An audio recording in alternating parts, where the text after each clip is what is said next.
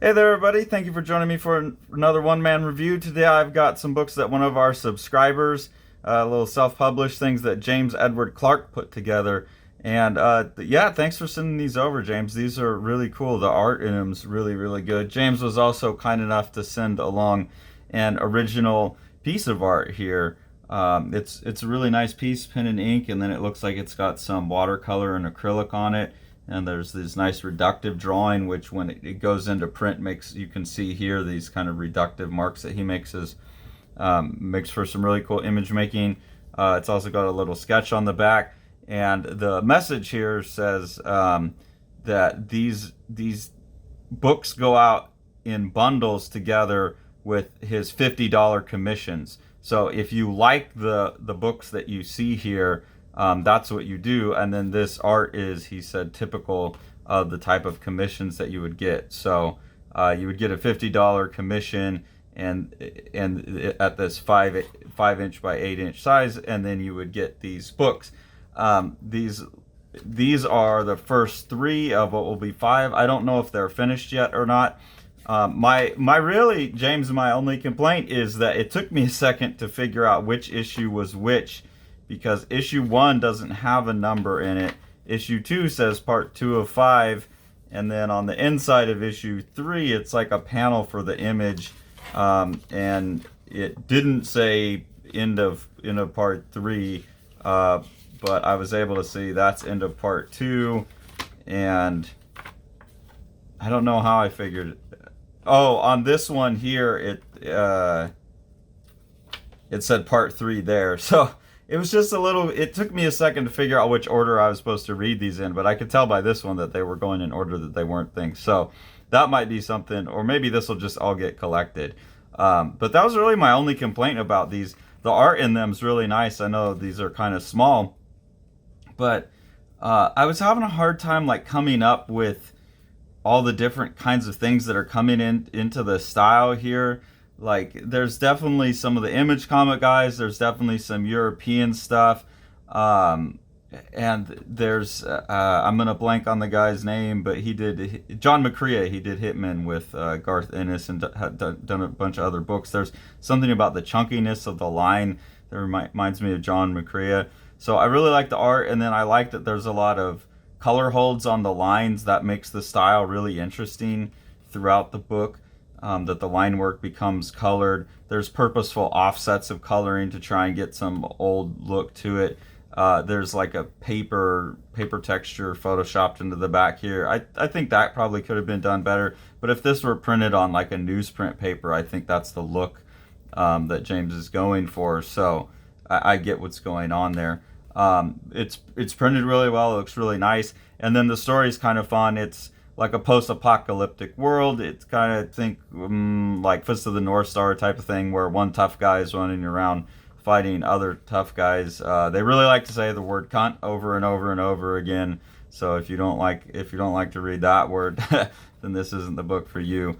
But there is a bigger story that develops pretty quickly, especially since this is going to be a 5 issue thing, it looks like. So the first issue is just kind of setting up this character as a big badass guy, and at the beginning of the issue, you see he's got this woman, this naked woman with a blindfold and a gag on, and she's pregnant.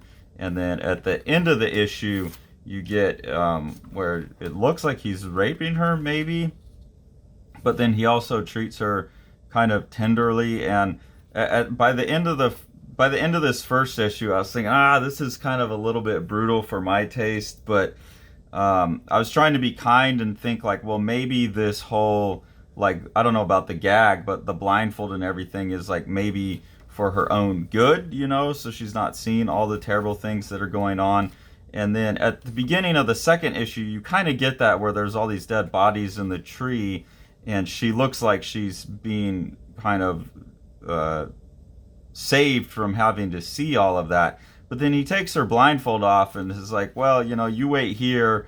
I'm going to go into town and take care of some stuff. But then she like grabs him and kisses him. So there's some kind of dom sub relationship between them. I don't understand.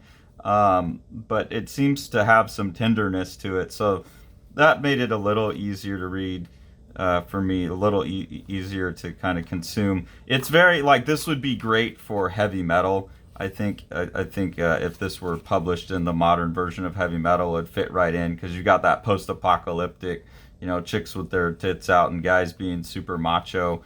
Then you start to learn something about the architects of the apocalypse, that they've been like hyping up these super animals on this like candy, and they're doing population control.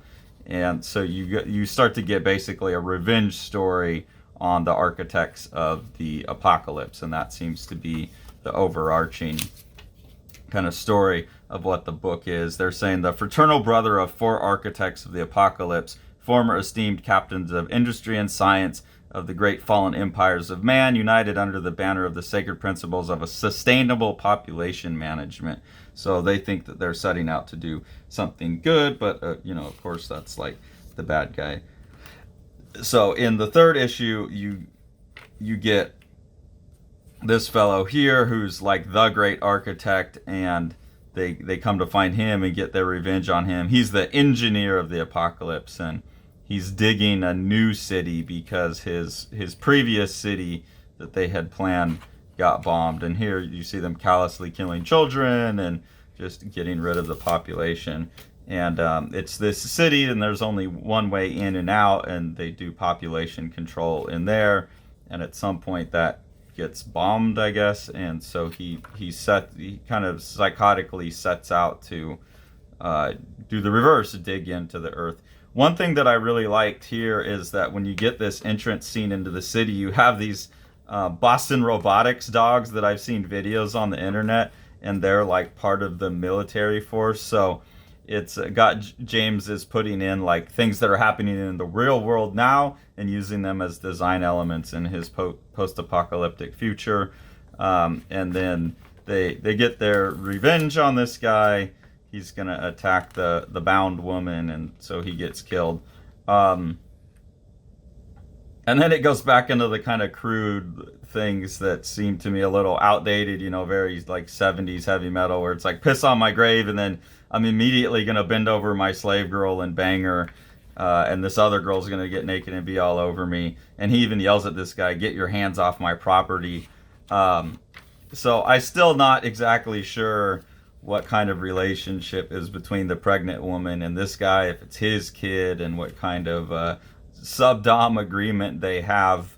But I really enjoyed it. I like the art a lot. They're put together by hand, so some of the issues don't like line up or whatever. But I think within this, this is a good way for James to get out what he's doing and keep him going and get his stuff out in the public eye. And then I think this should be collected into a book, that's like actually like not has to be hand stapled together and everything. It should be hopefully kickstarted or something like that in one book that everyone can support and get a really well put together version, because the art and the writing, the production values of the art and the coloring, all of that is really well done. So I think it definitely deserves more than just like a little hand stapled where things are offset. The content, I get it, would not be for everyone, just because there's definitely some just men taking what they want and a lot of cursing and stuff like that. But if you like those early, like I do, I really like early heavy metal stuff. If you like the early heavy metal stuff and you like these type of brutal post-apocalyptic stories, Fist of the North Star, stuff like that, definitely hit up James Edward Clarke. His Instagram is James_Edward_Clarke. I'll put a link to that. And from what I understand from the note that he wrote me on this original piece of art, is the only way to get the books is to get a commission, and then the books will come packaged with the commission. But if I've got that wrong, James, feel free to comment on the video, or check out his Instagram and see what's on his website. So thanks for sending this over, James. I really appreciate it. I enjoyed the art, and I hope your books get put together all in one volume that's like professionally bound and stuff. I think it deserves that. One of the best ways that you can support what we're doing here on the channel is to support the books that Sean's putting out through Living the Line. The first book that he put out is The Strange Death of Alex Raymond. It's a collaboration between Dave Sim and myself. The book was recently nominated for an Eisner Award in the Best Reality-Based category. It's a deep, deep dive into the artwork and methods of Alex Raymond and the mystery surrounding his death in a car crash. So if you haven't grabbed that already, please do. There's also Yokoyama Yuichi's Plaza, which is a totally intense manga by an artist who has somehow figured out how to distill manga down to its purest essence. This book was successfully funded on Kickstarter, but if you missed the Kickstarter, you can order it through any comic store, any bookstore, Amazon, any place that you would normally get your graphic novels from. The Abolition of Man is a 5-issue mini-series done by myself and Sean in collaboration with the Midjourney AI. What you're seeing here is the cover to issue 1 and the first couple pages of issue 1. This first issue, we fed it an essay by C.S. Lewis, and this is just the imagery that the computer spat back at us. Issues 2 and 3 are a narrative, starting with the story that I wrote when I was 21, and then Sean's going to write issue 3, picking up where I left off. In this one, I'm kind of trying to force the AI to give me the images I want, and then doing some tweaking in Photoshop to get these kind of colored looks on it. For issue 4, we're turning the task of writing over to the AI as well. So the AI has written the script, and then we've just put that into the Midjourney AI, and it's turned out art. The script and the art is some of the absolutely most horrific stuff I've ever seen. We're a bit scared to even publish this issue. And I don't have any art to show for it yet, but Sean and I have decided to do a 5th issue of Abolition as well, because we have someone who we're really, really excited to have on board, providing an essay for that 5th issue that we'll illustrate, and we'll announce more about that soon. Thanks for following along. Take it away, Jack. You want to see all these books? Smash that subscribe button and the like button and the bell, and then you get them.